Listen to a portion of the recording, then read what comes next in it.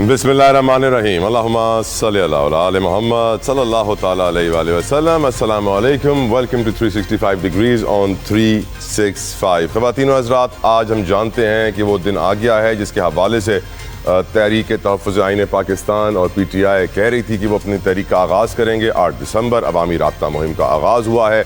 साथ साथ national dialogue committee की बातें अब तेज़ होती जा रही हैं। लग ये रहा है कि कुछ हालात बदलेंगे इस साल। फिलहाल हमने आज देखा कि गौहर खान साहब PTI की लीडरशिप ने प्रेस कॉन्फ्रेंस की है। उन्होंने रैली भी शुरू कर दी। इस्लामाबाद से लाहौर रवाना हो गई रैली, जिसकी क़यादत अचकज़ई साहब कर रहे हैं। दीगर रहनुमा उनके साथ 70 के करीब गाड़ियाँ हैं उनकी इस रैली में, और हम जानते हैं कि उनको भी कहीं कहीं रोका गया है, कुछ प्रॉब्लम्स उनको फेस करनी पड़ी हैं। हम ये भी जानते हैं कि PTI की प्रेस कॉन्फ्रेंस में कहा गया कि हम मुज़ाकरात चाहते हैं लेकिन मुज़ाकरात हो नहीं रहे हैं। हुकूमत की तरफ से तारिक फजल चौधरी ने भी ये कह दिया कि हम भी मुज़ाकरात चाहते हैं लेकिन मुज़ाकरात हो नहीं रहे हैं। क्या वजह है?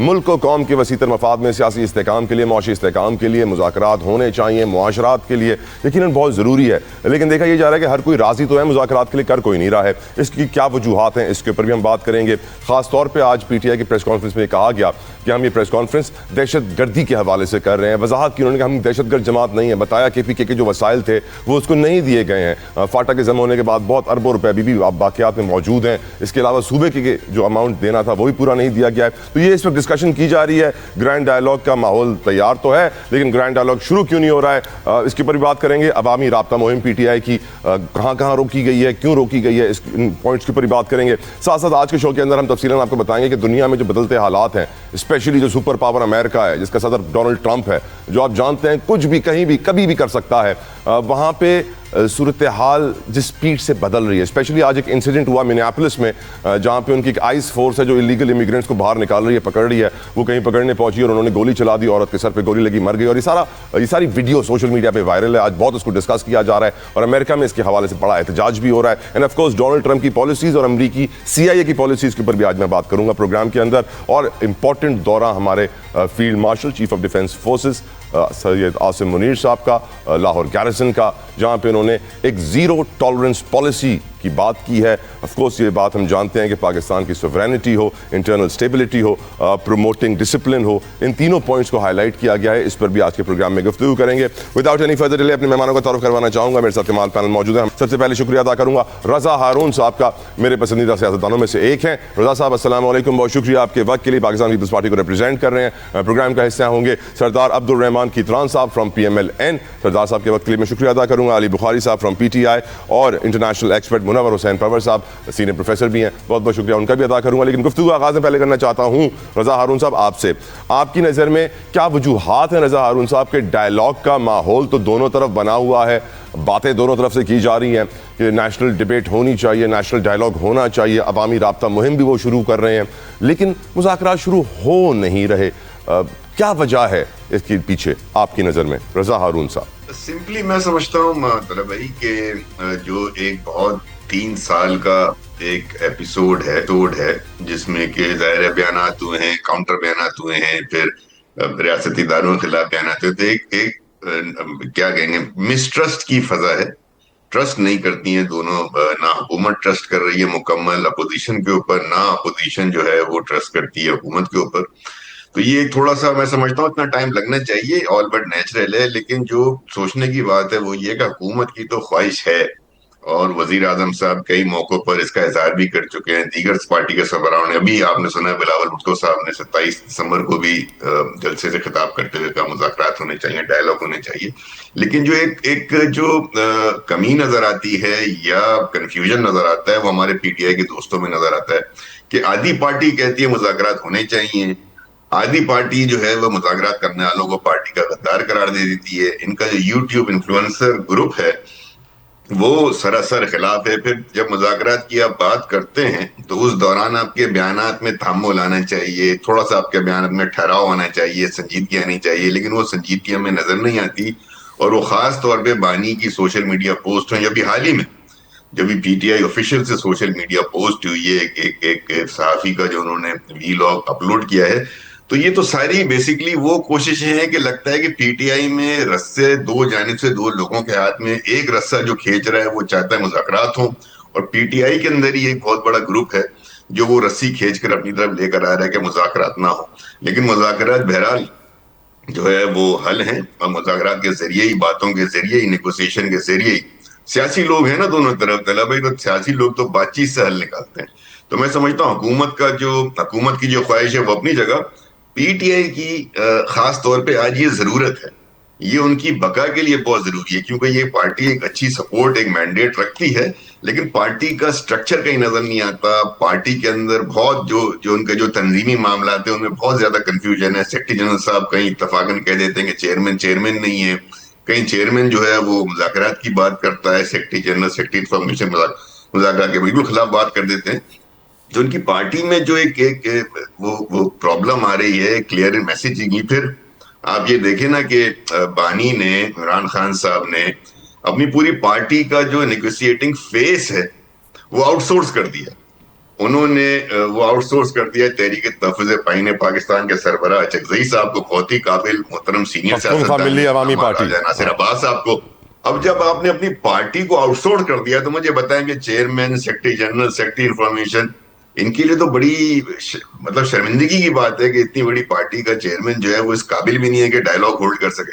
सो इनके अंदर अपना जो एक बहुत बड़ा वो कंफ्यूजन है वो सामने नजर राइट, आता है। फिर राइट। अचकज़ई साहब जो है, उनकी मुझे अब तक एजेंडा नहीं मालूम कि इस मुज़ाकरात का या एजेंडे पे बड़ा इख्तिलाफ है। तो ये सब चीजें भी होनी लेकिन अच्छी बात ये है कि कहीं ना कहीं इस अपोजिशन के अंदर भी ये कोशिशें हो रही हैं कि मुज़ाकरात हो। ये एक गुड न्यूज है। वैसे रजा साहब, एक और एडिशनल सवाल आपसे करना चाहता हूं before moving forward to Bukhari sahab. अगर मरियम साहिबा चाहें, चीफ मिनिस्टर पंजाब चाहें, तो वो सिंध में अपना जलसा कर सकती हैं, कोई इन्हें रोक नहीं पाएगा। बिलावल साहब अगर चाहें कि वो पंजाब में जलसा करें तो कोई इन्हें रोक नहीं पाएगा। लेकिन सुहेल आफरीदी साहब को सिंध हुकूमत ने इजाजत नहीं दी कराची में जलसा करने की। आपकी नजर में ये सही अमर है sir? I don't know the reason. हर जगह जलसा करने की खुली आजादी होनी चाहिए हर जमात को, provided they sign to the SOPs, provided they abide by the conditionalities, जो लॉजिस्टिक्स होती हैं, जो डिमांड्स होती हैं, जो जो आपको पता है हर जगह जलसा करने की जस्टिफिकेशंस, एसओपीज होती हैं। तो वो मुझे नहीं मालूम कि स्टेज पर है, कहाँ ये रुकावट है, क्या इन्फॉर्मेशन है। तो I am not privy to that, लेकिन जहां तक उनको जलसा करने की इजाजत होनी चाहिए। सिक्योरिटी खदशात सर, सिक्योरिटी खदशात के सबब अवामी जलसे की इजाजत नहीं दी जाएगी। पीटीआई सदर राजा अजहर ने 11 जनवरी के लिए बाग़ जिना में अवामी जलसे की इजाजत तलब की थी, सिक्योरिटी रीजन सर। हाँ, तो ये फिर इंपॉर्टेंट बात होगी। यकीनन जो सीएम है खैबर पख्तूनख्वा के सुहेल आफरीदी साहब, उनके साथ वो सिक्योरिटी रीजन शेयर भी होंगी। और चूंकि वो वजीर आला हैं, तो एक तो सियासी रहनुमा की अपनी अहमियत होती है, फिर एक जो सूबे का सरबराह किसी दूसरे सूबे में मूव कर रहा है, तो सिंध की गवर्नमेंट की, एडमिनिस्ट्रेशन की बड़ी जिम्मेदारी है उनकी हिफाजत करना। तो अगर ऐसे खदशात हैं तो इससे उनको यकीनन आगाह किया गया होगा। अब ये मैं, चूंकि मेरे पास प्रीवी नहीं हूं इन्फॉर्मेशन का सर, तो मैं इस पे ज्यादा मैं आपको बात कर नहीं सकता। लेकिन सिक्योरिटी खदशात जो है बहुत वैलिड होंगे। बिल्कुल ठीक सर। अली बुखारी साहब, thank you for your precious time sir. आपकी नज़र में मुज़ाकरात के लिए सब राजी हैं लेकिन मुज़ाकरात हो नहीं पा रहे, इसकी वजह क्या है? सुहेल आफरीदी साहब अगर कराची में जलसा करना चाह रहे थे बाग़ जिना में, तो सिक्योरिटी खदशात के बिना पर उनको मना कर दिया गया। लगता कुछ ऐसा है कि आपके सीएम जहाँ जाते हैं वो सिक्योरिटी की सिचुएशन खड़ी हो जाती है। कुछ आप इस सूरत हाल पर रोशनी डालिए हुजूर। बिस्मिल्लाहिर्रहमानिर्रहीम, अल्लाहुम्मा सल्ली अला मुहम्मद वाले मोहम्मद। बहुत शुक्रिया तला भाई आपका। बड़ी सिंपल सी बात है तला भाई, ये अभी आज तो है ना 8 जनवरी, ये 27 दिसंबर को बेनज़ीर भुट्टो शहीद साहब के शहादत वाले दिन में बिलावल साहब ने भी और जरदारी साहब ने भी बड़ा जलसा किया। क्या सदर पाकिस्तान को सिक्योरिटी मुहैया की जा सकती है और उनके जलसे में सिक्योरिटी का प्रॉब्लम नहीं आता, तो एक सीएम के में कैसे आएगा? मुझे तो ये चीज़, रजा अरुण भाई मेरे भाई हैं, बड़ा एहतराम का रिश्ता है, मुझे तो उनकी इस लॉजिक से इत्तेफाक नहीं है। और कि अपने लिए करें तो ठीक, दूसरा करे तो उसके लिए सिक्योरिटी इशू, तो इससे तो साफ नजर आता है ना कि ये बाइस्ड डिसीजन है जो भी है, इसमें कोई भी रियलिटी नहीं है। इसमें एक पोलिटिकली किसी पार्टी को, हमारी पार्टी पीटीआई को दबाने के लिए एक मखदूम साजिश में कॉन्स्पिरेसी कहूँ तो गलत नहीं होगा, वो है कि अगर आप बिलावल भुट्टो जरदारी साहब हैदराबाद में जलसा कर दें तो ठीक है, लियारी में कर दें तो ठीक है, गढ़ी खुदा बख्श में कर दें तो ठीक है, और लाहौर में जाएं और उनको वीआईपी प्रोटोकॉल्स मिले। सर, बिलावल साहब की सिक्योरिटी को आप सुहेल आफरीदी की सिक्योरिटी से कंपेयर कैसे कर रहे हैं? मैं हैरान हूं। मैं ये चीज कह रहा हूँ कि उनके लिए ना फूड स्ट्रीट बंद हुई लाहौर गए वो, ना बिजली बंद हुई, ना उनके लोगों को जो उनके साथ किधर ठुड्डे मारे गए, ना उनके ऊपर पर्चे दिए गए, ना उनको किसी जगह जो है उनके किसी भी सेमिनार में या किसी भी जगह उनके जो भी मीटिंग्स हुई उसमें किसी जगह रोका नहीं गया। सो बात यह है कि अब ये बात जो पीपल्स पार्टी एक अलापती आई है, हमने जब से होश संभाली कि हम जमहूरी लोग हैं, हमने जमहूरियत के लिए कुर्बानी दी, ना आज आपकी जमहूरियत हमें नजर आ रही है, ना आपकी वो कुर्बानियां नजर आ रही हैं। जिन लोगों ने कुर्बानियां दी जमहूरियत के लिए, दी होंगी, जरूर दी होंगी, उन लोगों का एजेंडा और था, और आज जो उनकी जगह पे उनकी कुर्सियों पे बैठे हुए हैं उन लोगों का एजेंडा ऑल टुगेदर डिफरेंट है। ना हमें रोटी कपड़ा मकान नजर आ रहा है, ना हमें इनके जो है वो पॉलिटिकल विजडम नजर आ रही है, हाँ पावर पॉलिटिक्स नजर आ रही है। हमें यह नजर आ रहा है कि आपके पास कुर्सी होनी चाहिए और पाकिस्तान को आप कुर्सी से रूल करें, अवामी मैंडेट से नहीं, अवामी ख्वाहिशात से नहीं। कॉन्स्टिट्यूशन जिसको ये कहते हैं कि हमारा बहुत बड़ा तमगा है, हमारा सर का ताज है, हम भुट्टो साहब ने दिया, उस कॉन्स्टिट्यूशन का बेड़ा गर्क अगर किया तो उसी भुट्टो साहब के नवासे बिलावल भुट्टो जरदारी ने किया, जो खुद कहता है कि 26वीं अमेंडमेंट हम लेकर आए, जिन्होंने खुद चार्टर ऑफ डेमोक्रेसी जो थी, जो एक डीड थी जिसके ऊपर साइन हुए सब पार्टी जमातों के, जिन्होंने खुद शायद वो पढ़ा ही नहीं, जिसके अंदर उनको ये नहीं पता चला। आज तारिक फजल चौधरी ने भी कहा कि 2 धड़े बन गए पीटीआई में। रजा हारून साहब ने भी कहा कि पीटीआई के अंदर कई धड़े बन गए, कोई कुछ बात करता है, कोई कुछ बात करता है, और आपका भी यही बयानिया है कि पीटीआई को खत्म करने के लिए सारे काम किए जा रहे हैं। तो क्या आपको लगता है कि पीटीआई फिर भी बच जाएगी? देखिए तला भाई, पीटीआई वही है जहां पर इमरान खान है। इमरान खान साहब का मैं हमेशा कहता हूँ, ये मैं फर्ज समझता हूँ कहना कि उनका हाथ मेरे सर पे है तो मैंने इलेक्शन लड़ा, उनका हाथ मेरे सर पे है तो आपने मुझे बुलाया, आपके टॉक शो में मैं बैठ रहा हूँ, पार्टी रिप्रेजेंट कर रहा हूँ, उनका हाथ है मेरे सर पे तो मैं सीसी का मेंबर हूँ। सो द थिंग इज के एक पॉलिटिकल वर्कर हूँ, ILF पाकिस्तान का मैं जनरल सेक्रेटरी हूँ। सो बात यह है कि विदाउट इमरान खान कोई पाकिस्तान तहरीक इंसाफ नहीं है। इसी तरह बिलावल भुट्टो जरदारी साहब को आप कहें या जरदारी साहब को कहेंगे पीपल्स पार्टी, वो ऑन करें, ग्रुपिंग ऐसे होती है जैसे मुर्तजा भुट्टो की औलाद को बाहर फेंका गया, जैसे जुल्फकार भुट्टो जूनियर को बाहर फेंका गया। तो और ग्रुपिंग ऐसे होती है जैसे नवाज शरीफ साहब आज बिल्कुल बाहर बैठे हुए हैं, उनकी जो ग्रुप का आदमी था, जो उनके करीब 3 लोग थे, सारे के सारे बाहर बैठे हुए हैं। और शहबाज शरीफ जो है, जैसे कहते थे ना शेख रशीद साहब के नून से शीन निकल गई है, तो हमें तो शीन और नून रजा साहब ने ये भी कहा सर कि देखें पीटीआई के अंदर ही इमरान खान को किसी पे भरोसा नहीं रहा, तभी उनको पख्तूनख्वा मिली अवामी पार्टी के सरबराह को नेगोशिएशन का इंचार्ज बनाना पड़ा, तभी उनको मजलिस वहदतुल मुस्लिमीन के सरबराह को नेगोशिएशन का इंचार्ज बनाना पड़ा। चला भाई, मैंने सुनी उनकी बात, लेकिन ये बात का बिल्कुल हकीकत से कोई ताल्लुक नहीं है। अगर मैं यही चीज पीपल्स पार्टी पे कर दूं तो पीपल्स पार्टी तो विरासत के ऊपर चल रही है, आज तक उस विरासत को जरा दिखा दें। हम भी उसको एक दफा फ्रांस ला रहे हैं कि बिलावल साहब बनेंगे, या बीबी ने कहीं कहा भी है या नहीं, उनके मरने के बाद कैसे सामने आ गई चीज एकदम, तो अंडर क्वेश्चन है बहुत ज्यादा इनकी चीज। तो ये दूसरों को तो कह नहीं सकते कि उसकी वजह यह है कि जुल्फकार अली भुट्टो की लेगेसी कहीं और सी चली गई, वो आसफ अली जरदारी साहब और हाकम अली जरदारी साहब के घर में, तो वो तो खुद अंडर क्वेश्चन है। हमने तो बीबी शहीद के दौर में कभी नहीं देखा फरियाद बीबी को या उनकी दूसरी बहनें जो हैं उनको, आज तो हर जगह होती हैं, पिछले 10 साल से वही लीड कर रही हैं, वही जवाब देती हैं, वही लेती हैं, वही निकालती हैं। किधर है सफदर अब्बासी साहब, किधर है नाहिद खान साहब, किधर है जो इवन अमीन फहीम साहब की औलाद, किधर है जो बीबी के साथ गाड़ी में? अच्छा ये बताएं, सोहेल आफरीदी को जलसे की इजाजत कराची में नहीं मिली है, तो क्या वो अपना दौरा मंसूख कर देंगे या फिर भी आएंगे? देखिए आएंगे, जाना तो चाहिए, मुझे नहीं पता, I am speaking for my self, के दौरा मंसूख क्यों करेंगे? वो पाकिस्तान के शहरी हैं, पाकिस्तान के 4.5 करोड़ अवाम के रिप्रेजेंटेटिव हैं, एक सूबे से दूसरे सूबे में जा रहे हैं और कोई उसके लिए वीजा नहीं लेना पड़ता। वहां पर आप जा रहे हैं, आपके वहां पर पार्टी की क़यादत बैठी हुई है, वहां पार्टी के सदूर बैठे हुए हैं, उनके पास और बड़े सोर्सेज हैं वहां जाने के लिए, और जाके रहमान साहब गए वहां पर, जो अवामी मौलाना फजल रहमान साहब घूम के आए, हर जगह दौरे करके, उनको सिक्योरिटी रिस्क नहीं था, और सिक्योरिटी रिस्क भी हमारे लिए आ जाता है। ये जो 70 गाड़ियों का काफिला इस्लामाबाद से लाहौर के लिए रवाना हुआ, बताया जा रहा था कि झेलम के करीब उसको रोक लिया गया, कुछ शायद गिरफ्तारियां करने की कोशिश की गई, इसके बारे में आपके पास क्या इत्तलात है सर, और इसका मकसद क्या है? देखें गिरफ्तारियां तो ये तला भाई करते आ रहे हैं, करते जा रहे हैं। इमरान खान साहब आज 2 साल हो गए जेल में है, 3रा साल स्टार्ट होने को है। आसफ अपना शाह महमूद कुरैशी साहब जेल में है, चीमा साहब जेल में है, मेरे ऊपर 19 पर्चे हुए हैं। बात यह है कि इनसे क्या फर्क पड़ता है, इनको ये चीज इन्होंने तारीख से नहीं सीखी कि पीपल्स पार्टी के ऊपर बड़े बड़े पर्चे हुए, जुल्फकार अली भुट्टो हैंग होगा, फिर भी वो कहीं ना कहीं सर्वाइव कर रही है। तो इस तरह पार्टियां खत्म नहीं होती, आइडियोलॉजीज खत्म नहीं होती, जो अवाम के दिलों में बसता है ना वो खत्म नहीं होता। फॉर एग्जाम्पल मैं आपकी तरफ से एक एग्जाम्पल देता हूँ, आप आज के टॉक शो सुबह से ले लें शाम तक, रात 10 बजे तक पीक टाइम्स में आप प्रेस कॉन्फ्रेंसेस देख लें, आपको हर चीज ही एक बंदे के इर्द-गिर्द नजर आएगी। उस ठीक है साहब, I'll come back to you. I'll come back to you. मैं आपकी बात बिल्कुल समझ गया कि जितना उसको बंद किया जा रहा है उतना ही उसकी बात ज्यादा हो रही है पीटीआई की। मैं गुफ्त लेके चलना चाहता हूँ नासिर भट्ट साहब को वेलकम करूंगा फ्रॉम PMLN। नासिर साहब अस्सलाम वालेकुम, thank you so very much for your precious time. Nasir sahab, हुकूमत भी कह रही है मुज़ाकरात होने चाहिए, पीटीआई भी कह रही है मुज़ाकरात होने चाहिए, लेकिन मुज़ाकरात हो नहीं रहे, वजह क्या है? वजह उनकी बदनीति, इमरान और स्टोले की बदनीति। 5 दफा PM साहब कह चुके हैं कि हम आपसे मुज़ाकरात करना चाहते हैं। जिस शख्स को अपनी जमात पे एतमाद नहीं, बताएं मुज़ाकरात के लिए उसने किसका नाम लिया है? महमूद खान चकज़ई का, नासिर अब्बास का, वो PTI से।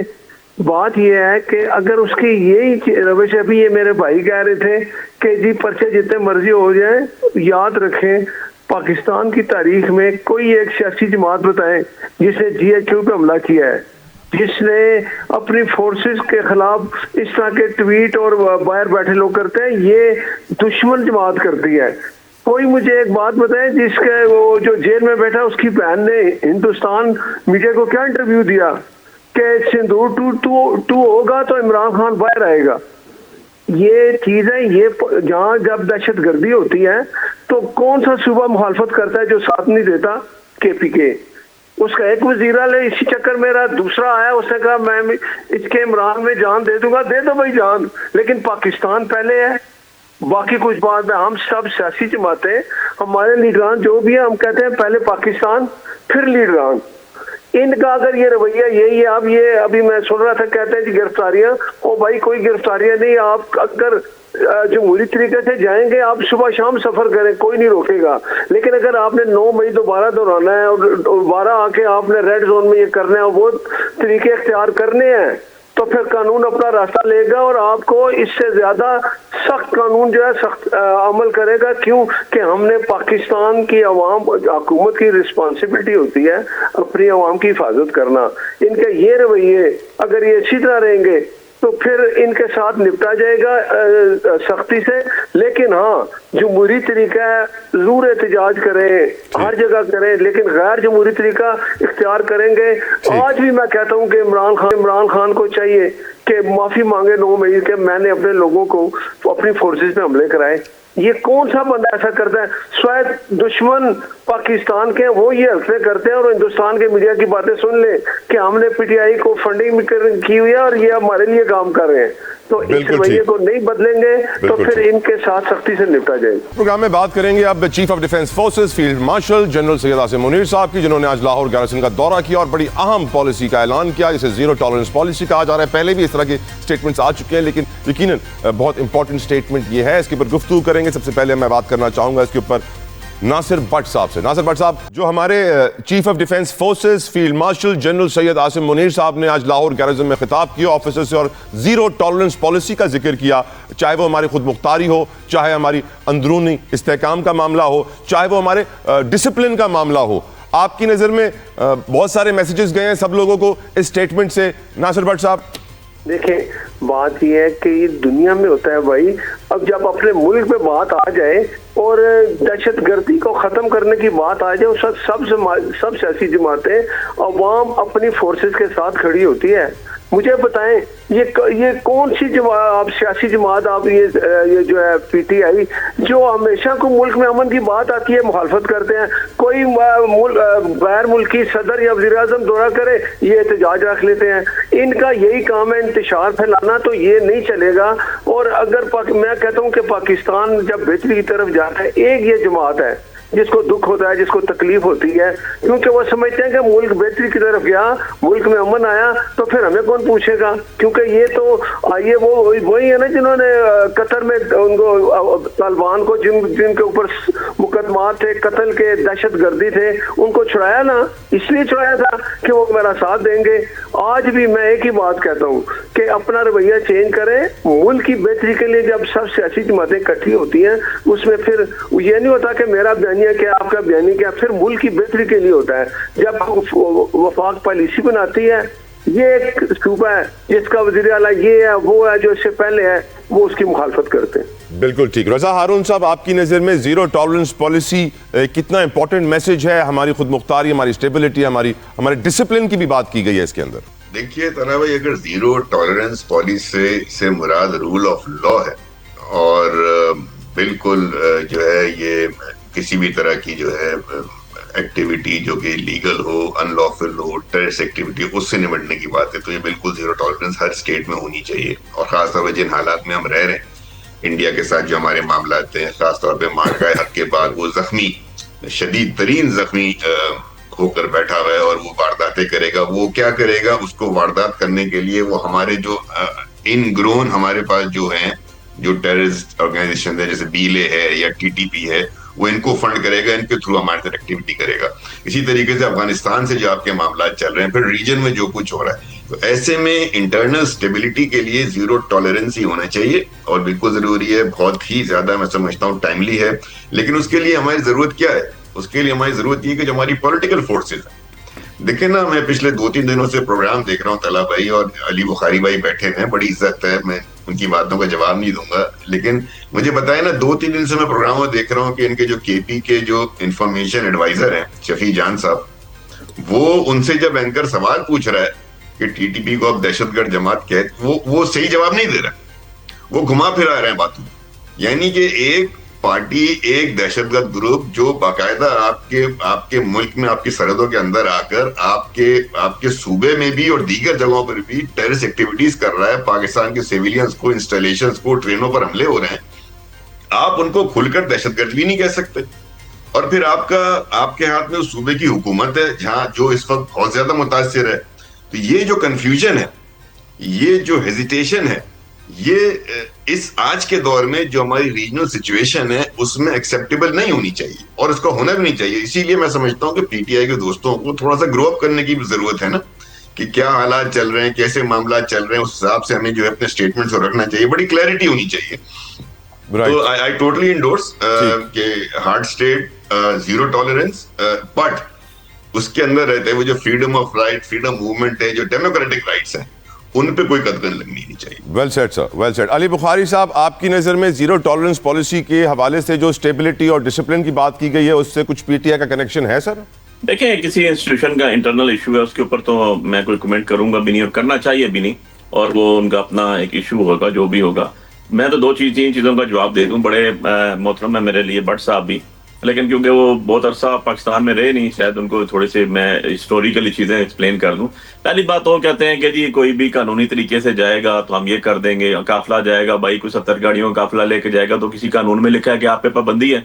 मुझे बता दें, क्या यहाँ से हम पैदल वॉक करते हुए लाहौर जाएंगे तो आपको एक्सेप्टेबल होगा, या हम कोई ग्लाइडर्स लेकर जाएंगे? मुझे आप बता दें, क्या कश्तियों में यहाँ से कोई रास्ता जाता है लाहौर का तो हम उस पर जाएंगे? भाई रोड पे ही जाना है ना, 70 गाड़ियों या 700 गाड़ियों, रोज मोटरवे आप पे हजारों गाड़ियां जा रही होती हैं, जीटी रोड से हजारों गाड़ियां जा रही होती हैं, तो क्या इसमें कोई कदगन है? कोई मुझे तो नहीं पता। अगर वो मुझे बता देंगे तो मेरे लिए भी नई चीज हो जाएगी कि नहीं जी, आपने पता लग गया, कानून बन गया कि आपने जो है वो रखे में जाना है, वहां पर आपने 2 गाड़ियों में नहीं जाना। पॉलिटिकल बात करें यार, पॉलिटिकल गुफ्तगू करें ना। अब बात यह है कि 9 मई से स्टार्ट, 9 मई से खत्म। यार खुदा का वास्ता आगे चलो यार, कि हमसे कम, हमने तो कहा था 9 मई पे बना देते कमीशन, आप इतने ही सच्चे थे, भोले भाले थे, तो आप बना देते कमीशन। पाकिस्तान की सबसे बड़ी जुडिशरी, सबसे बड़े अफसर अभी भी बैठे हुए, बनाए तो सही, पता चल जाए। बट अली भाई साहब, सॉरी टू इंटरप्ट। खान साहब ने तो अली भाई सॉरी टू इंटरप्ट, बड़ा डिटेल में कहा। अली भाई सॉरी टू इंटरप्ट, एक छोटा सवाल ऐड कर रहा हूँ, एक चीज ऐड कर रहा हूँ यहाँ पे। एक दिन हम देखते हैं डीजी आईएसपीआर 3 घंटे से लंबी प्रेस कॉन्फ्रेंस करते हैं और बताते हैं कि दहशतगर्दी के खात्मे के लिए कितने इकदाम किए गए, 75,000 से ज़्यादा ऑपरेशंस किए गए, और बात होती है कि दहशतगर्दों की सरपरस्ती सियासी लोग करते हैं। फिर हमने देखा कि पीटीआई की प्रेस कॉन्फ्रेंस आती है, गौरव खान साहब कहते हैं कि आज की प्रेस कॉन्फ्रेंस है ही दहशतगर्दी के हवाले से बात करने के लिए, और बताते हैं कि पीटीआई दहशतगर्द जमात नहीं है। और फिर हमारे सिपा सालार की तरफ से, चीफ ऑफ डिफेंस फोर्सेस की तरफ से जीरो टॉलरेंस पॉलिसी आती है। सर 2+2 कर रहे हैं आप सर? ऐसी बात नहीं है। उन्होंने तो आज जो आप देखें प्रेस कॉन्फ्रेंस आई है, बड़ी सीधी सी आई है, और जनरली पाकिस्तानी की, या भाई कौन सा पाकिस्तानी है, कौन सा पॉलिटिकल आदमी है, कौन सी पॉलिटिकल पार्टी है जो किसी दहशतगर्द को सपोर्ट करती है या कर रही है या करती रही? कभी भी नहीं हुआ। देखें तला भाई, हमेशा ना आपको इक्वेशन दुरुस्त करनी पड़ती है, आपको सिम दुरुस्त करनी पड़ती है अपनी। यार हमारी तो पार्टी बनी भी नहीं थी ना जब अफगानिस्तान वॉर स्टार्ट हुई। 79 में तो जुल्फकार अली भुट्टो भी हैंग हो चुके थे। उसके बाद आपने उनको फ्रीडम फाइटर कहें या लॉर्ड वॉरियर्स कहें या उनको आप मुजाहिदीन कहें, और उसके बाद 90 तक तो वो रहे ना, वही गुलबदीन एकमचार, वही दोस्तम मलेशिया, वही अहमद शाह मसूद जिनको आपने हीरो बनाया। देन उसके बाद वो नॉर्दर्न अलायंस बन गए, और देन हम तो नहीं थे उस टाइम, बीवी शहीद उस टाइम वजीर आजम थी, और नसीरुल्लाह बाबर साहब was in the interior minister जब तालिबान ओरिएंट 1996 में, और देन उसके बाद आगे चलते चलते गुड और बैड तालिबान हमने तो नहीं की, मुशर्रफ रजीम की आवाज थी, हमारे तो ये पैदाइश से भी पहले की चीजें मैं आपको बता रहा हूँ सारी। उसके बाद हमने तो नहीं जाके अभी इस्तांबुल में उनके साथ बैठ के मीटिंग्स की, अबू धाबी में की, इन्होंने की, हमने तो नहीं जाके कोई वहां पर 2021 के अंदर जाके चाय का कप पिया। यार फॉर गॉड सेक ऐसे तो ना करें ना आप 70 साल 78 साल 50 साल का मैस पे उठा के हमारे सर डाल रहे हैं, ऐसे नहीं है। हम तो आज भी कहते हैं कि यार हम खड़े हुए हैं, हम हर लिहाज से खड़े हुए हैं, और आप पिछले 25 सालों का रिकॉर्ड देख लें तला भाई, बड़ा क्लियरली आपको कह रहा हूं। आप हमारा 2000, क्योंकि फॉरेन पॉलिसी तो फेडरल गवर्नमेंट ने बनानी है ना, आपकी बॉर्डर सिक्योरिटी भी फेडरल गवर्नमेंट की डोमेन है ना, हमारी तो नहीं है वो। अब इशू ये है कि आप जरा काइंडली इस पे सर्च कीजिएगा, और अगर मैं गलत हुआ तो मुझे जरूर मेरी इस्लाह कीजिएगा। 2000 से लेके 2026 स्टार्ट हो चुका है, आप सारा द्वार देख लें, आपको नजर आएगा कि 2018 में जब इमरान खान साहब प्राइम मिनिस्टर से 2018 से 2022 तक पाकिस्तान की तारीख की सबसे कम दहशतगर्दी हुई है, कोई ड्रोन अटैक नहीं हुआ। आप सुसाइडल देख लें, आप बाकी चीजें देख लें, तो ये सारे की सारी चीजें यार हम इस मुल्क को रिप्रेजेंट कर रहे हैं, हम इस मुल्क के शहरी हैं, हमारा जीना मरना यहाँ पर है, हमें इसकी सिक्योरिटी अवलीन हमारी तरजीह है। तो बात यह है कि बड़ी अनफॉर्चुनेटली बात की, हमारे दोनों भाई मेरे लिए बड़े काबिल एहतराम है। बात यह है कि एक कहते हैं कि आप जलसा नहीं करेंगे, आप कानून की ताकत करेंगे, और यार हमें कानून आप ही बता दें, आप अपने अल्फाज हमारे मुंह में तो नहीं डाल सकते ना। बिल्कुल ठीक, थैंक यू अली बुखारी साहब, I am out of time. शुक्रिया अदा करूंगा अली बुखारी साहब आपका, रजा हारून साहब आपका, नासिर भट्ट साहब आपका। इजराइल और अमेरिका की यारी पूरी दुनिया पर पड़ रही है भारी। ये दोनों मुल्क अपनी ताकत के नशे में किसी भी छोटे मुल्क पर चढ़ दौड़ेंगे और दुनिया तमाशा देखती रहेगी। तारीख गवाह है, ये सिर्फ आज का मसला नहीं, ये सिर्फ आज का वाकया नहीं। मैं सबसे पहले आपको एक वीडियो दिखाना चाहूंगा कर्टसी अल जजीरा, जिसके अंदर आप देख सकते हैं कि इराक के सद्दाम हुसैन हो, वेनेजुएला के हुगो शावेज हो, Nelson Mandela from South Africa, Muammar Gaddafi from Libya, Fidel Castro from Cuba, पूरी दुनिया को कितने सालों से बताते आए हैं कि अमेरिका है क्या। किसी को मरवा दिया गया, किसी को गायब करवा दिया गया, किसी की हुकूमत गिरवा दी गई, किसी को जेल डलवा दिया गया, ये हुआ इनका हाल। अब मैं आपको दिखाना चाहता हूं कि अमेरिका जो जंगें तो करता है वेपन्स ऑफ मास डिस्ट्रक्शन के नाम पर, लेकिन असल टारगेट तो तेल होता है, मादनियात होते हैं, वहां के खजाने होते हैं। 80 से जायद मुल्कों की हुकूमतें गिराई हैं अमेरिका ने। गुफ्तगू करेंगे, मेरे साथ मौजूद हैं doctor Munawwar Hussain Pawar sahab, senior professor हैं, इंटरनेशनल रिलेशंस के एक्सपर्ट हैं, किसी तारुफ के मोहताज नहीं, और जब भी बात करते हैं बहुत अच्छे तरीके से करते हैं और सही तरह समझाते हैं। पवर साहब, अब अमेरिका का झूठ पूरी दुनिया के सामने बेनकाब हो चुका है। अब पूरी दुनिया जानती है कि इजराइल हो या अमेरिका हो, ये बस किसी भी मुल्क पे चढ़ दौड़ेंगे अपने तेल के लिए, अपने मफादात के लिए, अपने टारगेट्स के लिए। एक दौर था कि जब बड़े बड़े आपस में लड़ते थे, अमेरिका रशिया से लड़ता था, लेकिन अब अमेरिका रशिया से नहीं लड़ सकता। अब चीन भी हम देखते हैं कि खामोश तमाशाई बना बैठा रहता है, अपने मफादात का तहफ़्फ़ुज़ करता रहता है। Your opinion on the whole situation Pawar sahab. पहले बहुत शुक्रिया जतवी साहब। देखें, मैंने कई दफ़ा आपके प्रोग्राम में भी और मुख्तलिफ जगहों पे ये बात की है कि इस वक्त ट्राइपोलर वर्ल्ड है और उसके आसार बिल्कुल वाज़ेह तौर पे हैं। एक पोल को अमेरिका लीड कर रहा है जिसमें इंडिया और इजराइल है, दूसरे पोल के अंदर आप देखते हैं कि चाइना, रशिया, ईरान और नॉर्थ कोरिया बिल्कुल वजाहत के साथ खड़े हैं, और तीसरे पोल को फ्रांस लीड कर रहा है। रिसेंटली भी प्रेसिडेंट ट्रंप ने कल भी फ्रांस के प्रेसिडेंट के हवाले से मॉकिंग की है और उनका एक किस्म का मजाक उड़ाया है। तो ये तीन आपको पोल नजर आ रहे हैं। अब इसमें अमेरिका की मेंटालिटी ये है कि सिंस जितने भी चेस बोर्ड्स हैं उसमें अमेरिका डिक्लाइनिंग मोड में है, सवाए मिलिट्री पावर के, क्योंकि इस वक्त भी $840 बिलियन की मिलिट्री मसल्स हैं और इसके साथ साथ $1 ट्रिलियन पे ये जाएगा। और प्रेसिडेंट ने कल ऐलान किया है कि इसे हम 2030 तक $1.5 ट्रिलियन का डिफेंस बजट बनाने जा रहे हैं। तो इस बलबूते पे वो चाहते हैं कि जितने भी दुनिया के एनर्जी के रिसोर्सेज हैं, जो सप्लाई लाइन्स हैं, उन पे इनका कंट्रोल हो ताकि अमेरिका की मईशत को कोई भी नुकसान न पहुंचा सके। तो पहली बात तो ये। दूसरी बात मैं आपके सामने ये करना चाह रहा हूं, जो आपने अपने इंट्रो के अंदर भी साबित किया है कि अमेरिका की पूरी तारीख में, यानी पहले प्रेसिडेंट वॉशिंगटन से लेकर अब तक, आइडियलिज्म को इस्तेमाल किया है to justify their realist action. आपने इराक की मिसाल दी, इराक पे उन्होंने ये भी कहा था, we are going Iraq to liberate Iraqi people. इसी तरीके से प्रेसिडेंट रेगन ने जिस वक्त कोल्ड वॉर का आखिरी मरहला था, तो उन्होंने जस्टिफाई किया अपने रियलिस्ट एक्शन को ये कहकर कि जनाब Soviet Union is an evil empire, it has to be ended. तीसरा मैं इंपॉर्टेंट पॉइंट आपको यह बताना चाहता हूं कि जो पहले पोल की मैंने बात की जिसमें अमेरिका, इंडिया, इजराइल, अब इसमें आप सिमिलैरिटी और कॉमनैलिटी देखिए। अमेरिका फॉलो कर रहा है मैकियावेलियन पॉलिटिक्स को, इंडिया फॉलो कर रहा है चाणक्य स्कूल ऑफ थॉट को, इजराइल फॉलो कर रहा है जोशुआ की किताब को। तीनों के अंदर आप देखेंगे रूथलेस यूज ऑफ पावर, तीनों के अंदर आप देखेंगे कनिंग डिप्लोमेसी, तीनों के अंदर आप देखेंगे धोखाधड़ी।